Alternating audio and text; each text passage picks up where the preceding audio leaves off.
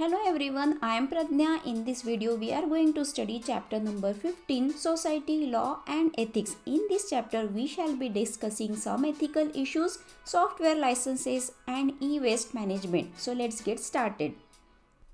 So, we are at the last chapter of Unit 3 as well as at the last chapter of the portion. 15 marks is allotted to this unit 3 and you will be getting case study questions on this chapter also. So it is very easy to cover 15 marks. So let's discuss the first topic, that is ethical issue. Ethical issue is a problem or situation where we have to choose what is right and what is wrong. So ethics are the rules. We should decide what we should do, what we should not do. So here are some of the ethical issues that we are facing in this era. Before going into detail of the ethical issues, let's understand some of the terminologies. The first term is copyright. It is the rights of the creator of the original creative work. It can be anything, image, video or any artwork. You cannot use that work without the consent of the creator. You might have seen this symbol. This is the symbol for copyright. If you are an inventor and invented something, so for that inventions you will get the rights. It is known as patent, so that others cannot steal your idea. At present, Guru Tej Singh has 1000 plus patents under his name. The third term is trademark. Trademark can be a logo like this, or it can be shape, colors, sound or words also, and it can be a slogan also like Zindagi ke saath bhi, Zindagi ke baad bhi. So it uniquely identifies that company or a person.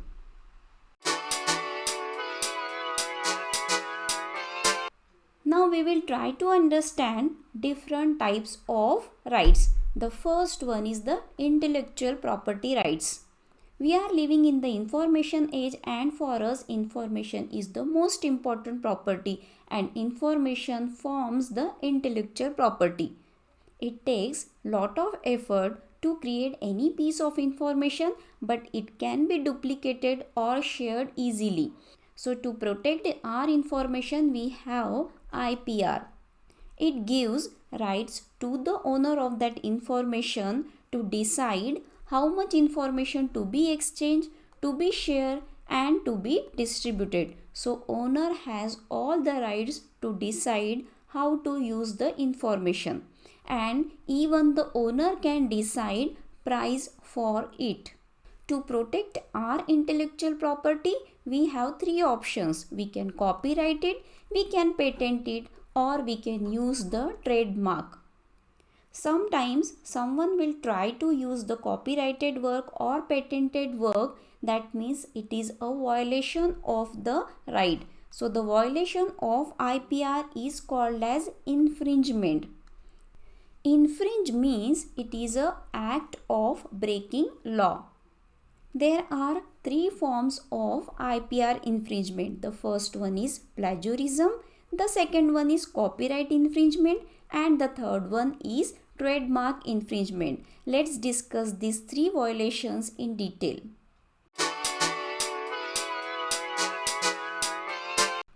So the simple meaning of plagiarism means stealing. So if you are stealing someone's work, it is called as plagiarism. Let's take a simple example. If you want to use music or any picture, but it is not freely available and still you are trying to use it, so it is an example of plagiarism. So the following act can be considered as plagiarism. If you are using some author works without giving credit to the author, using someone else's work in the incorrect form, even if you are trying to modify someone's production like music composition, that is also an act of plagiarism. If you are working in a team and you will fail to give the credit to the team members, that is also an example of plagiarism. And even if you are giving the incorrect information. So these are the some of the acts which comes under plagiarism, and it is an offense. So how you can avoid it? You must give the credit to the person whose work you are going to use.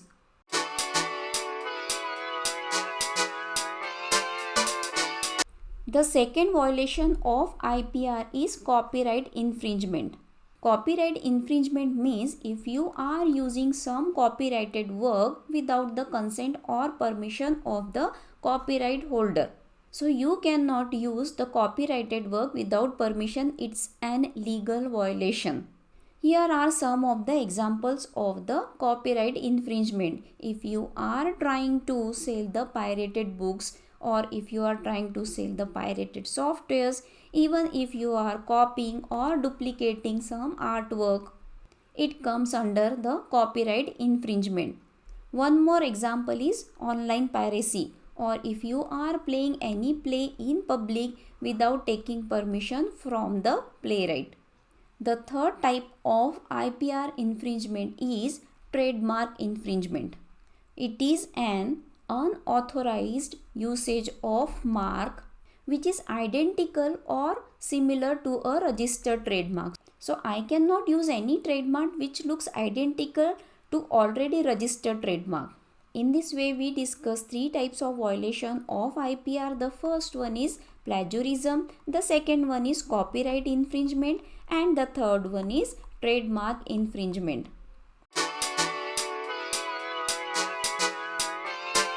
Let's talk about one more right, that is digital property rights. What is digital property? The information which is in the digital format can be a digital property. And the protection of the digital property is known as digital property rights. So here are some of the threats to the digital property. Digital software penetration tools.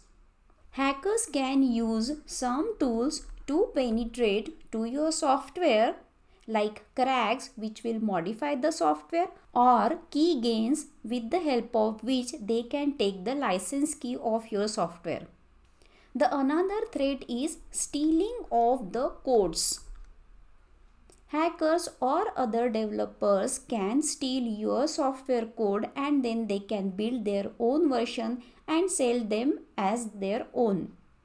Now let's find out how we can protect our digital property. The first solution is by using anti-tamper solution. We can use some advanced technology to protect our digital property, so it will be harder for the hackers to hack it. The second one is we can include the legal clause.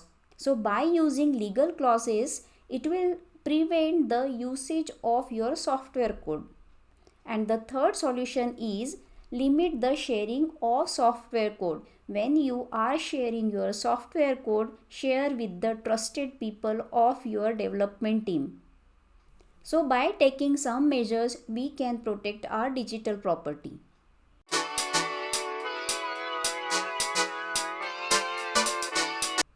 Now let's discuss different types of softwares. The first one is free software. Free softwares means we have all the freedom. We can freely use it, we can change it, we can improve it, copy it, and we can distribute it. And it is freely available, so no payment is required. So we have all the freedom with these softwares. The way we want, we can use it. So some of the example of free softwares are MySQL, even we have Mozilla Firefox and the Linux operating system. The second type of software is open source software. In case of open source software, the source code is freely available, so we can modify it and redistribute it, but it need not be free of cost. Some amount you may have to pay for it. So some of the example of open source software is Python, even Blender is also open source software, and VLC media player. There is one more category of software, that is free and open source software. The software which is free and open source are called as free and open source software. On the contrary of free and open source software, there is one more software called as proprietary software. It is neither open nor freely available, means you have to pay for it if you want to use it. So the last category of software we are going to discuss is shareware. Shareware software will be free for certain period of time, like free trial for 7 days, and after that trial period you have to pay the amount. So these are some of the softwares. Now let's discuss about the license of the software. The first type of software license is Creative Commons license. It is issued by the Creative Commons organization. So this license gives permission to copy, modify and distribute the original work, but you have to attribute the creator of the work. So it allows the creator to decide how they want others to use their work. The second type of license is General Public License, which is provided by GNU. So GPL gives the legal control to the creator to decide how the others can use their work. GPL is generally used for open source projects. The third type of license is Apache license. It is provided by the Apache Software Foundation, that is ASF, and it is used for the free and open source software. So with this license, we can do all these actions. We can freely use that software. We can reproduce, modify, distribute, or we can even sold that software because it is free and open source software. So we can do all these actions on that. So we talk about some of the software licenses to control the usage of the software. Now let's move ahead with the next topic. Now we are going to discuss some general topics for which much explanation is not required, but still let me go through the topics so for you it will be easy to solve the case study questions in the exam. So let's discuss technology and society. We know what are the effects we are facing with the advancement of the technology on the society. So the first benefit is economic benefit. The first economic benefit is secure transaction. No need to stand in a long queue at the bank or at ATM. The second benefit is ease and availability. Now online payment can be done from one's office or from home. The third benefit is net banking. We can do lot of transaction using net banking. No need to go physically at the bank. The last benefit is global market. Because of technology, one small business in a small town can have the reach to a global market. So these are some of the economic benefits that we are enjoying because of technology. And because of technology, there are lot of social benefits also. We have access to a mass market, even there is a lot of information available which we can access easily. There is a new pattern of work culture. So there are a lot of social benefits also we are enjoying because of technology.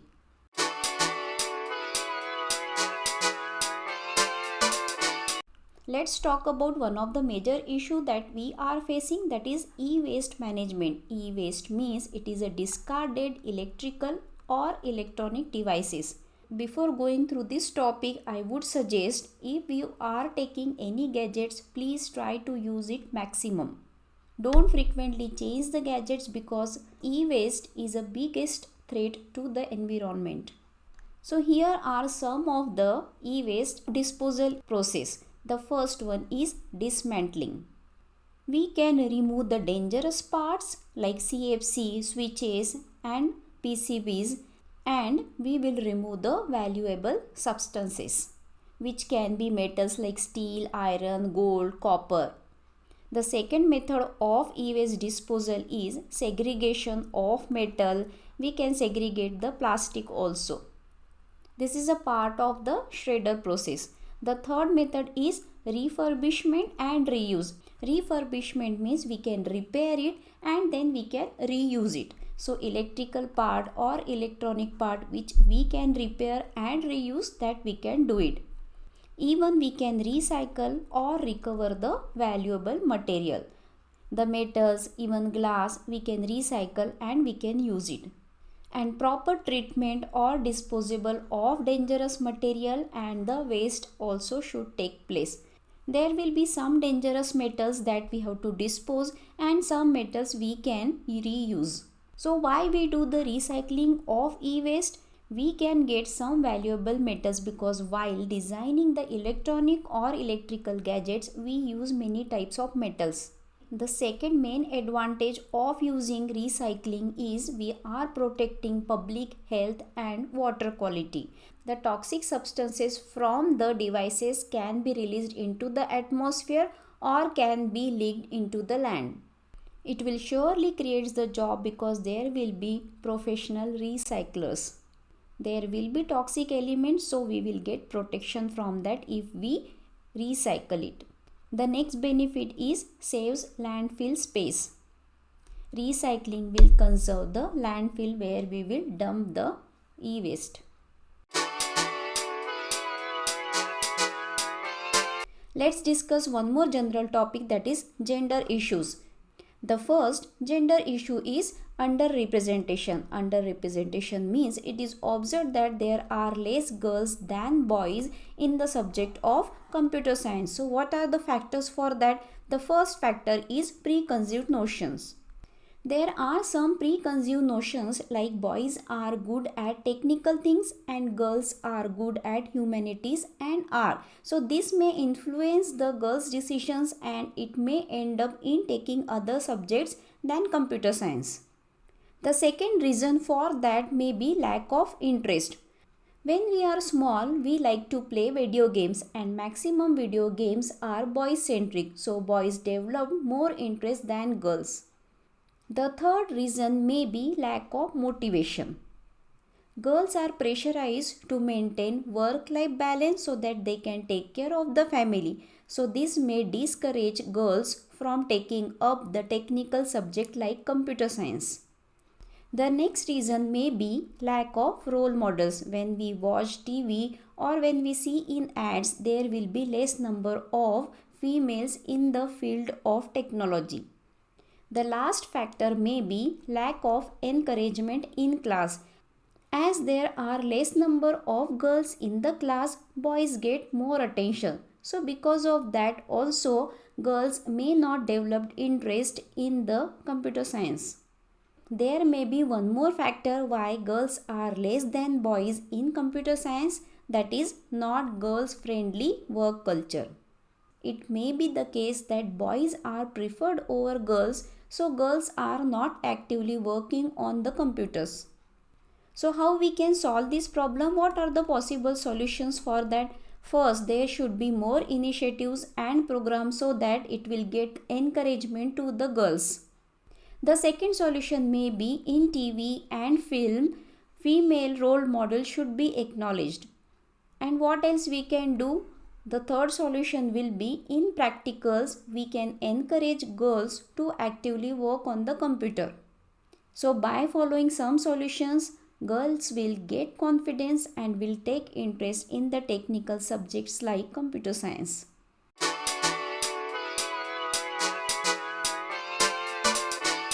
Now we are going to discuss about specially able students and how we can help them to access education. The specially able students are the students those who can have one or more disability. Here we have listed some of the disability that these specially able students may face. The first one is locomotor disability. Locomotor disability means they may have some deformities. That deformities they may get because of polio or like leprosy. The second disability is hearing and speech disability. The student may have problem in hearing or in speech. The third disability can be cognitive impairment. In this, student may face some learning deficits. So dyslexia or autism are some of the example of cognitive impairment. And the fourth one is vision impairment. Vision impairment means student cannot see properly, they will have the low vision. So what are the different issues these specially able students are facing? The first one can be unavailability of teaching material and aids. Students with different disability need different type of material. So what we can do for them? So we can design the equipments in such a way that they can use it easily. So for low vision students, means those who cannot see, they can use the braille keyboard, braille monitor and braille printers so that they can feel and use it as they cannot see. Those who are having locomotor disability students, we can use virtual keyboard softwares, joystick and special programming editors. And for the students having hearing impairment, means those who cannot hear properly, for them we can use the visual materials with some sign language. So they can see it and they can understand the concept. The second problem these specially able students may face, that there will be a lack of special need teachers. So school must provide the special teachers to access the needs of these specially able students. The third problem may be lack of supporting curriculum. So school management can design the curriculum by keeping in mind these special students. As we discuss about the problems, we should discuss about the solutions also. So the first solution can be, we can provide them the specialized teaching aids or special teaching material. The second important solution is, school must employ the special need teachers. And the third solution may be, school must support inclusive curriculum so that specially able students will have option of some other curriculum according to their need. So with this chapter we completed the portion. Thank you for watching the videos. I tried my best to make it simple. Hope it was meaningful to you. You will be having exam in the month of February. So good luck for your exam. Do well. See you in the next series with the 12th portion. Till then, bye. Take care.